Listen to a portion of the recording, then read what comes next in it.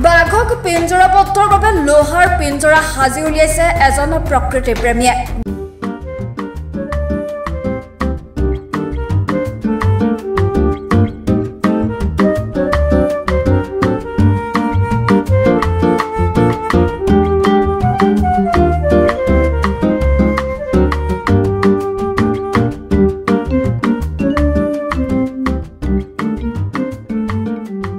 বন বিভাগক প্ৰদান কৰিব এই অত্যাধুনিক লোহাৰ পিঞ্জৰা। শোণিতপুৰৰ বন বিভাগক সকাহ দিবলৈ প্ৰকৃতি প্ৰেমীৰ এই পদক্ষেপ। বাঘক পিঞ্জৰাবদ্ধৰ বাবে লোহাৰ পিঞ্জৰা সাজি উলিয়াইছে ঢেকিয়াজুলিৰ প্ৰকৃতি প্ৰেমী দিলীপ নাথে। কম দিনৰ ভিতৰত বন বিভাগক প্ৰদান কৰিব এই অত্যাধুনিক লোহাৰ পিঞ্জৰা। খাদ্যৰ সন্ধানত অভয়াৰণ্যৰ পৰা জনাঞ্চললৈ ওলাই অহা নাহৰ ফুটুকী বাঘে সদায় আতংকৰ সৃষ্টি কৰে। বাঘৰ ভয়ত ৰাইজ এক প্ৰকাৰ ত্ৰস্তমান হৈ পৰে। ঢেকিয়াপতীয়া বা নাহৰ ফুটুকী বাঘটোক পুনৰ বন বিভাগে খেদি পঠিয়াবলৈ অহৰহ চেষ্টা কৰাৰ পাছত যদি ব্যৰ্থ হয় তেনেহলে বাঘটোক পিঞ্জৰাবদ্ধ কৰাৰ সিদ্ধান্ত গ্ৰহণ কৰে। কিন্তু সেই সময়ছোৱাত এটা লোহাৰ পিঞ্জৰা বিচাৰি বন বিভাগে হাহাকাৰ কৰিবলগীয়া হয়। এই সমস্যাটোৰ পৰা শোণিতপুৰ জিলা বন বিভাগক সকাহ দিবলৈ শোণিতপুৰ জিলাৰ এজন প্ৰকৃতি প্ৰেমীয়ে নিজৰ বাসগৃহত আৰু নিজৰ সম্পূৰ্ণ খৰচেৰে এটা শক্তিশালী লোহাৰ পিঞ্জৰা সাজি উলিয়াইছে। ৰাজ্যৰ বন্যপ্ৰাণী বিভাগৰ প্ৰধান মুখ্য বন সংৰক্ষক আৰু পশ্চিম শোণিতপুৰ বন্যপ্ৰাণী বিভাগৰ বিষয়াৰ অনুমতি সাপেক্ষে প্ৰকৃতি প্ৰেমী দিলীপ নাথে বাঘৰ পিঞ্জৰাটো সাজি উলিয়াইছে। দিলীপ নাথে লোহাৰ পিঞ্জৰাটো কিছু ব্যতিক্ৰমী আৰু বনকৰ্মীসকলে যিকোনো সময়তে যিকোনো স্থানলৈ অনায়াসে লৈ যাব পৰা সুবিধাকৈ নিৰ্মাণ কৰিছে। ইফালে লোহাৰ পিঞ্জৰাটোত আতংকৰ সৃষ্টি কৰা বাঘটো নিশা কোন সময়তে পিঞ্জৰাবদ্ধ হ'ব তাৰ সঠিক সময় নিৰ্ধাৰণ কৰাৰ বাবে এটা ঘড়ী লগোৱা থাকিব। পিঞ্জৰাটো 3টা ভাগত সাজি উলিওৱা হৈছে। অতি গধুৰ পিঞ্জৰাটো 3টা ভাগত সাজি উলিওৱাৰ বাবে বনকৰ্মীসকলে অনা নিয়াত সুবিধা লাভ কৰিব। তদুপৰি ডাঙৰ পিঞ্জৰাটোত 4টা চকা সংযোগ কৰা হৈছে।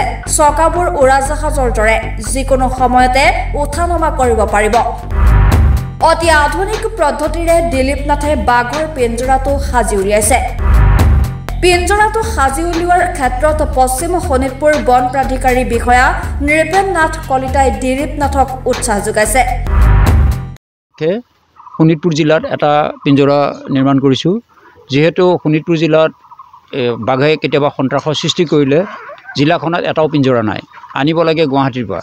গুৱাহাটী চিৰিয়াখানাৰ পৰা আনি পাওঁতে হয়তো এদিন দুদিনৰ সময় লাগে। তেতিয়া হয়তো কোনোবা ঠাইত বাঘক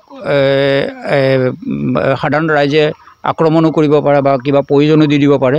গতিকে বাঘ সংৰক্ষণ কৰিবৰ কাৰণে তাৎক্ষণিকভাৱে বাঘক পিঞ্জৰাবদ্ধ কৰি হয় বনাঞ্চল নহয় চিৰিয়াখানাত পুনৰ মুকলি কৰি দিয়াৰ কাৰণে শোণিতপুৰ জিলাৰ কাৰণে এটা পিঞ্জৰা নিজে নিৰ্মাণ কৰিছোঁ।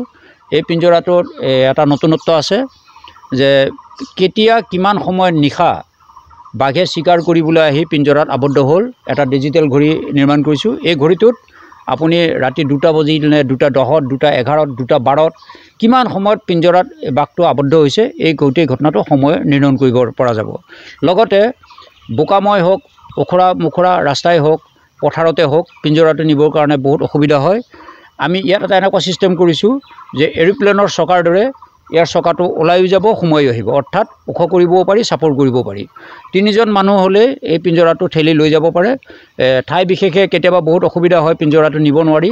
গতিকে তাক 3টা ভাগত ভাগ কৰা হৈছে। প্ৰতিটো ভাগ খুলি নি পেলাই যিকোনো এটা স্থানত আমি পাতিব লগা হ'লে চকাটো লগাই দি ঠেলি লৈ গ'লে আমি পিঞ্জৰাটো পাতিব পাৰোঁ। আশা কৰিম এই পিঞ্জৰা পাই শোণিতপুৰ জিলাত বাঘৰ যিটো সন্ত্ৰাস সৃষ্টি হৈছে লগে লগে বাঘক সংৰক্ষণ কৰিব পৰা ব্যৱস্থাটো নিৰ্মূল হ'ব।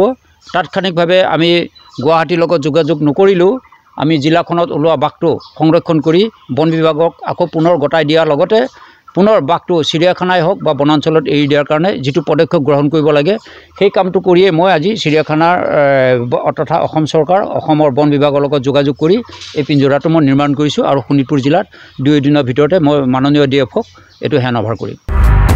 ঢেকিয়াজুলিৰ পৰা হৰেণ ভূমিজ, দৈনিক অগ্ৰদূত ডিজিটেল।